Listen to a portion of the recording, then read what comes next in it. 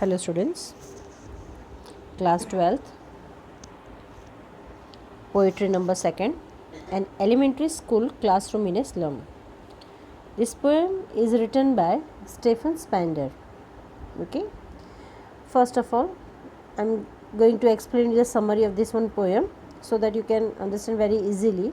Okay, this one poem is divided in a 4 paragraph. Okay, see the first one paragraph in this one poem, the author who give the description about how the students were stay and live in the classroom. Okay, first इसका point ऐसे मैं बना सकती हूँ कि जो class के बच्चे हैं वो स्लम एरिया में, गंदगी में, झुपड़पट्टी बस्ती है, वहाँ पे उनके क्लास कैसे हैं, बच्चे कैसे हैं. ठीक है, ये जो फर्स्ट नंबर के पैराग्राफ है ना, उसमें बच्चों की बहुत ही गंदी, मतलब करुणाजनक, बहुत ही दुखी ऐसी तस्वीर हमारे सामने है.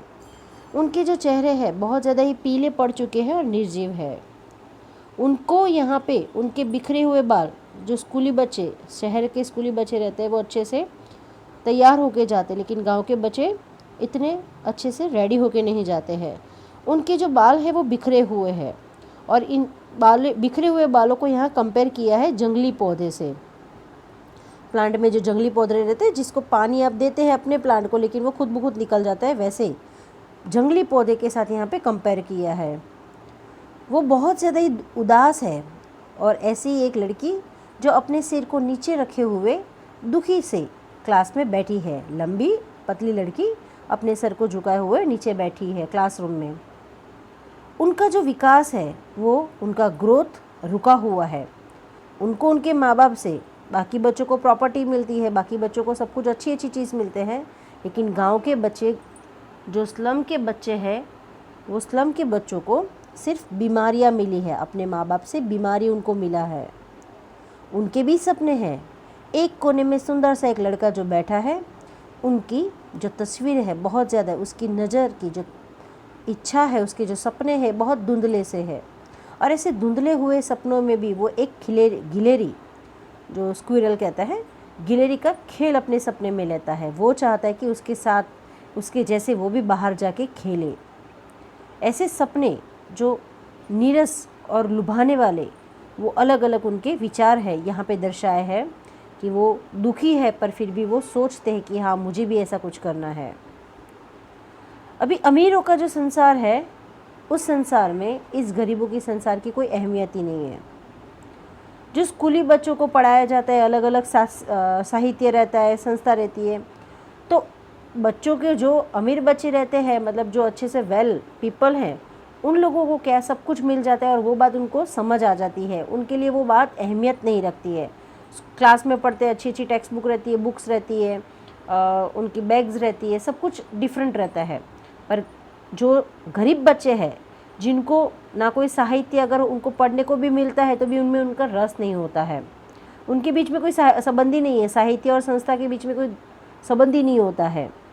जो अमीर लोग रहते हैं, उनके लिए फूल, अच्छे संसार, अच्छी अच्छी जगहें, ये उनके लिए बहुत ज़्यादा उतना मायने नहीं रखता है. लेकिन जो बच्चे जो गंदे जगहों में रहते हैं, जिनको कभी उन्होंने ना फूल देखे हो, ना कोई अच्छी जगह दिखी हो, तो उनके लिए वे मायने रखते हैं. अब क्लासरूम के अंदर नक्शे लगाए गए हो, और नक्शे बनाने वाले कौन, तो वो अमीर और शक्तिशाली लोग हैं, जिनकी इच्छा, उन्होंने अपने इच्छाओं को उन्होंने उस पर दर्शाया है. ये जो छोटे बच्चे हैं, जो गंदगी में रहने वाले बच्चे हैं, ये बस्ती के बच्चों को इससे कोई लेना देना ही नहीं है. ये मैप है, उस मैप के अंदर जो अलग अलग सिटीज़ दर्शाई है, उनके लिए तो कोई मतलब ही नहीं है, क्योंकि उनका गाँव उसके अंदर है ही नहीं. ये बस्ती में रहने वाले बच्चे, जिनकी बस्तियाँ बहुत छोटी गंदी है, उनका जो रास्ता है वो भी बहुत गंदा है, और छोटी छोटी गंदी गंदी गलियों में से गुजर के उनका आसमान भी जो धुएं से, मतलब कि जो पॉल्यूशन है, उससे उनका आसमान भी गिरा हुआ होता है. तो उनको तो साफ आसमान भी नहीं दिखता है, तो उनको तो नदियाँ, समंदर देखने की इच्छा होती है, पर वो सिर्फ वो किताबों में देखते हैं. अब ये गंदी बस्ती में जो नक्शे हैं, जो मैंने बताया, जैसे मैप की रचना है, क्लासरूम में बड़े बड़े मैप लगाए हुए हैं, या कोई शेक्सपियर की स्टोरी के बारे में है। आप लोगों को पता है कि शेक्सपियर अगर लिखता है तो कुछ फूलों के बारे में अच्छी अच्छी चीज़ें सब लिखता है। पर ये जो गंदी बस्ती में पढ़ने वाले बच्चे हैं, एलिमेंट्री स्कूल के बच्चे हैं, वे बच्चे ना कोई फूलों से संबंध है, ना कोई घाटियों से संबंध है, ना उनको तो ये सिर्फ तस्वीर देखने को मिलती है। अब ये देखी हुई तस्वीर से उनका तो दिल टूटेगा, उनको तो वहाँ जाने को नहीं मिलता है। और ऐसी जगहों पे ये अमीर और शक्तिशाली लोग रहते हैं, उनको ये सारी सुंदर चीज़ें मिलती है, उनको वो पढ़ते भी मज़ा आता है और वो उसका अनुभव भी कर सकते हैं। ये बच्चे तो सिर्फ उसको देख सकते हैं, ना उनको सूर्य, चंद्र या फिर जो समंदर कहते हैं उसकी स्वच्छता, जो साफ़ पानी की लहरें हैं, उसको वो महसूस नहीं कर सकते हैं।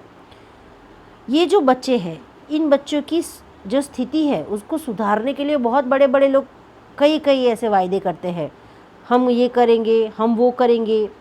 जो गवर्नर रहते हैं, शिक्षक रहते हैं, ये जो जिम्मेदार लोग रहते हैं ना, उनके प्रति भी कोई कर्तव्य है। उन छोटे बच्चों को भी उनका अच्छा जीवन मिले, उसके लिए उनका भी कोई कर्तव्य है। लेकिन हर कोई अपना कर्तव्य क्या करता है, ईमानदारी से नहीं अपनाता।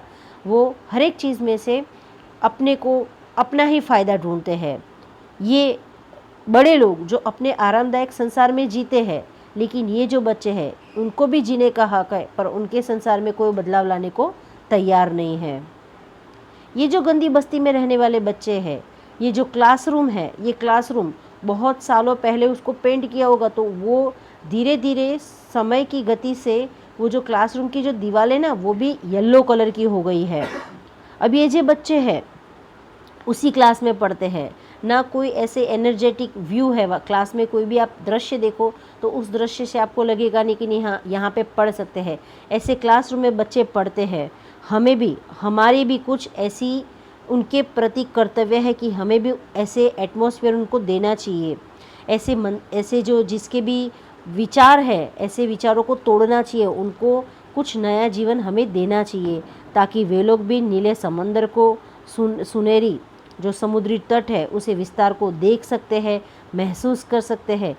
उनके लिए भी नया जीवन रचना एक हमारा कर्तव्य है और वो हमें करना चाहिए। ठीक है, यहाँ पे ये समरी ऑफ द पोएम हो चुका है। ठीक है, ये एक जो भी सारे मेन पॉइंट्स थे मैंने आपको बता दिए इसके बारे में। उनका जो बच्चों का फ्यूचर है वो भी बहुत धुंधला हुआ है। उनके जीवन में कोई आगे जाके जैसे उनके माँ बाप रहे वैसे ही वे अपना जीवन जिएंगे, उनमें कोई बदलाव नहीं आएगा। इसलिए ये सारे डिप्रेस सब बच्चों का जो जीवन है वो डिप्रेस कर देने वाला है। ठीक है, this are the thing is mention is in this poem. और जो हमारी ऑथर है स्टेफन स्पेंडर, वो क्या करते हैं, ये एक ऐसी थीम को लेके उन्होंने ये पोएम बनाई है जिस इनजस्टिस, जो इनइक्वालिटी के बारे में बताते हैं, और बहुत डीपली उन्होंने यहाँ पे ये पोएम को एक्सप्लेन किया है। ठीक है, नेक्स्ट वन लेक्चर मैं ये पोएम को लाइन वाइज आपको एक्सप्लेन करूँगी। Okay, thank you so much.